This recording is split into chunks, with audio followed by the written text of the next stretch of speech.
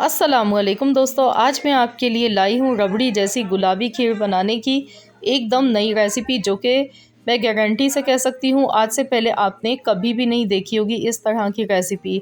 और जो इस रेसिपी के इस खीर के रिज़ल्ट हैं वो बहुत ही अमेजिंग है। आप खुद हैरान रह जाएंगे। इसका जायका ऐसा होता है, ऐसा लगेगा जैसे आपने कोई रबड़ी खा ली हो। जबकि हम इसमें खोया रबड़ी कुछ नहीं इस्तेमाल करेंगे, हम इसको दूध के साथ सिर्फ बनाएंगे और ये खीर वाकई में बहुत ही मज़ेदार बनती है। तो यहाँ पर इस खीर को बनाने के लिए 5 किलो हमें दूध चाहिए। फुल फैट क्रीम वाला दूध लेना है। मैंने मिल्क पैक दूध लिया है, आप कोई सा भी दूध ले सकते हैं, लेकिन दूध गाढ़ा होना चाहिए और अच्छी क्वालिटी का होना चाहिए।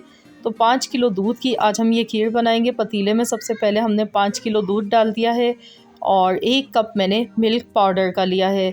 तो कोई भी अच्छी क्वालिटी का मिल्क पाउडर ले लीजिएगा, वो वाला मिल्क पाउडर मत लीजिएगा जो चाय में इस्तेमाल होता है। मैंने यहाँ पर नीडो दूध लिया है और अब मैं इसमें हस्बे ज़रूरत पानी ऐड करूँगी और इसको अच्छी तरह से मिक्स कर लूँगी।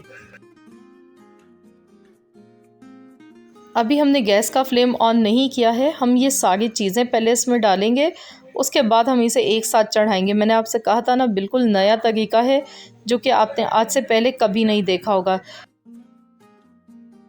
तो यहाँ पर देखिए दूध को अच्छी तरह से मिक्स कर लिया है और अब हम इसको यहाँ पर ऐड कर देंगे पतीले में। जो हमने पहले से दूध निकाल कर रखा था उसी में ये भी डाल देंगे और इसे मिला लेंगे। अभी मैंने गैस का फ्लेम यहाँ पर ऑन नहीं किया है। तो अब हम इसमें चावल डालेंगे। 2 कप मैंने बासमती चावल लिए हैं। चावल आपने किसी भी अच्छी क्वालिटी के बासमती खुशबूदार चावल लेने हैं, इससे हमारी खीर ज़्यादा अच्छी बनती है। और चावल को भिगोने की बिल्कुल ज़रूरत नहीं है, आपने डायरेक्ट ऐसे ही चावल डालने हैं। तो मैं चावल को यहाँ पर अच्छी तरह से वॉश कर लेती हूँ और फिर हम इसको दूध में डालेंगे। तो चावलों को वॉश कर लेते हैं। 2 कप हमारे पास बासमती चावल हैं, तो चलिए इसे वॉश कर लेती हूँ। अब हमने देखिए चावल को वॉश कर लिया अच्छी तरह से, 2 से 3 बार पानी से इसे धो लिया है और हम डायरेक्ट इसमें ऐसे ही दूध में इसको डाल देंगे। तो इसमें जितनी भी चीज़ें हैं हमने डायरेक्ट ऐसे ही डाल देनी है, इसको मिला लेंगे। और गैस का फ्लेम मैंने यहाँ पर ऑन कर दिया है अब। तो अब हम इसमें चीनी भी ऐड कर देंगे साथ में ही। तो हस्बे ज़रूरत आपने मीठा डालना है। खीर में थोड़ा सा मीठा ज़्यादा ही अच्छा लगता है, तो मैं इसमें 1 बड़ा प्याला भर के चीनी का डाल गई हूँ। आप हस्बे ज़रूरत डाल सकते हैं, आप चेक कर लीजिएगा बॉयल आने के बाद। तो अब इसे अच्छी तरह से मिला लेते हैं। और इस खीर में ना तो इलायची पाउडर का इस्तेमाल होगा, ना कोई केवड़ा खुशबू के लिए डाला जाएगा। इसको हम ऐसे ही पकाएंगे और ये बहुत ही मज़ेदार खीर बन के तैयार होगी। इसको तो जब आप ट्राई करेंगे, इस बात का अंदाज़ा आपको जब ही होगा जब आप इस तरीके से बनाकर खाएंगे। बहुत ही लाजवाब खीर ये बनती है। तो यहाँ पर देखिए दूध में बॉयल आ चुका है, मैंने इसे कवर कर दिया था। तो 1 घंटे तक मैंने इसे ढककर पकाया है। 1 घंटे बाद मैं आपको दिखा रही हूँ, ये देखिए। तो इसमें कोई ज़रूरत ऐसी नहीं होती है कि इसे आप बार बार चम्मच चलाएं। इस खीर को बनाने में टोटल 3 घंटों का टाइम लगता है। 3 घंटे तक आपने इसे पकाना है और शुरू में तो आप इसको हल्की आंच पर, बिल्कुल धीमी आंच पर पकाएंगे और आपने 1 घंटे के बाद इसमें चम्मच चलाना है। आप कोई और काम कर सकते हैं इतने टाइम में, और उसके बाद आपने आधे आधे घंटे के वक्फे से चम्मच चलाना है। तो ये खीर नीचे नहीं लगेगी और आप इसको बिल्कुल धीमी आंच पर पकाएं। धीमी आंच पर पकाएंगे तो इससे क्या होगा, खीर बहुत ज़्यादा गुलाबी बनेगी, बिल्कुल रबड़ी की तरह से। तो यहाँ पर देखिए इसको पकते हुए 2.5 घंटे हो चुके हैं और आप देख सकते हैं चावल इसमें अच्छी तरह से गल चुके हैं। तो चावल हमने साबुत ही डाले थे, ना हमने चावलों को ग्राइंड किया था, ना पहले से भिगोया था।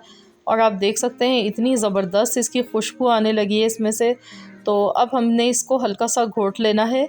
तो ये जो घोटनी होती है तो तकरीबन हर घर में ही मौजूद होती है।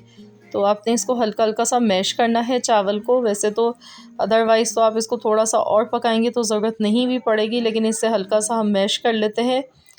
तो बस इस तरीके से 5 से 6 मिनट तक इसको मैश करना है। तो ये खीर हमारी यकजान हो जाएगी और बहुत ही ज़्यादा मज़ेदार बनके तैयार होती है। अगर आपके घर पर दावत हो तो आपने ये स्पेशल खीर ज़रूर मेहमानों को बनाकर खिलानी है। आपकी तारीफ़ों की वाह वाह हो जाएगी और सब आपसे रेसिपीज़ की बार बार पूछेंगे कि आपने इस खीर को किस तरीके से बनाया है। ये इतनी अमेजिंग रेसिपी है।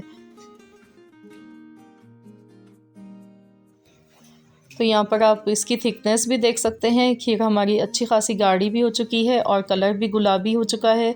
अब मैं इसमें बादाम पिस्ते मैंने आधी कटोरी डाले हैं, पिसे हुए बादाम पिस्ते हैं ये चॉप किए हुए, और इसे अच्छी तरह से मिक्स कर लेंगे। ये देखिए कंसिस्टेंसी आप देख लें इसकी, बिल्कुल परफेक्ट है, क्योंकि ये ठंडी होने के बाद मज़ीद और ज़्यादा गाढ़ी हो जाती है।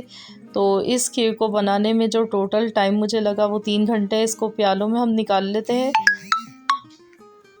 तो ये देखिए यहाँ पर इस 5 किलो दूध की खीर से हमारे 3 प्याले बनकर तैयार हुए हैं, और मैंने इसको गार्निश कर दिया है ऊपर से बादाम पिस्ते और काजू के साथ में, और मैंने इसे फ्रिज में रख दिया था 2 घंटे के लिए। तो खीर हमारी ठंडी हो चुकी है, और आप इस खीर को चाहें तो शीरमाल के साथ खाएं, ये बहुत ही मज़ेदार लगती है, या आप इसे पूरियों के साथ खाएं, बहुत अच्छी लगती है, या फिर आप इसको वैसे भी चम्मच के साथ खाएं, बेहद लजीज बनी है ये।